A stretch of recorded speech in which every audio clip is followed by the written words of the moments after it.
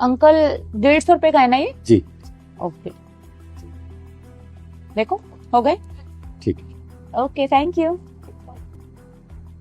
गवार कहीं का QR कोड लगवाया हुआ है, समझ में कुछ आता नहीं है। ये लीजिए आपकी 3 मैगी और केक। अच्छा हो गए अंकल 280। जी ठीक। अंकल एक केक दे दो और 3 मैगी दे दो। जी अभी देता हूँ। ये लीजिए। 280 हुए ना? 1 मिनट मैम, ये देखिए, ये चेन आपकी है क्या?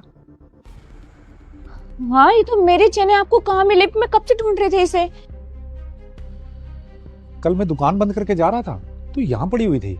मैंने जब इसे ध्यान से देखा तो मुझे याद आया कि ये चेन तो मैंने आपके पास देखी है, तो मुझे लगा कि जब आप आएंगे तो मैं जरूर आपसे पूछूंगा।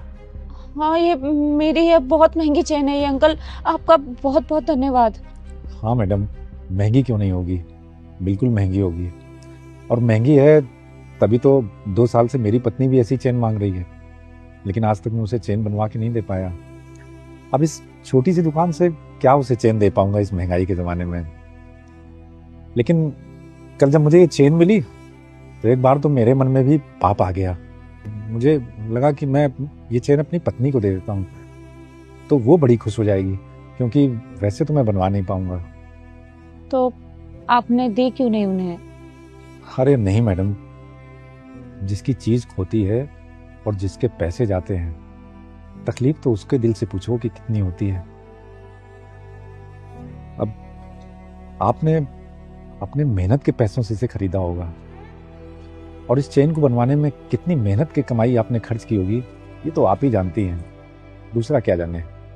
और मैडम एक बात और है कि गरीबी भले ही इंसान को अंदर से तोड़ देती है, लेकिन कभी भी चोरी करना या बेईमानी करना नहीं सिखाती है। लोग तो गरीबी को यूं ही बदनाम करते हैं कि गरीबी के कारण हमने ऐसा कर लिया वैसा कर लिया। और मेरी माँ तो बचपन में कहा करती थी कि जो दूसरे का हक मारता है भगवान उसे उसका हक कभी नसीब नहीं होने देते। सही कहती थी आपकी माँ। कितने पैसे हुए इसके? जी 280।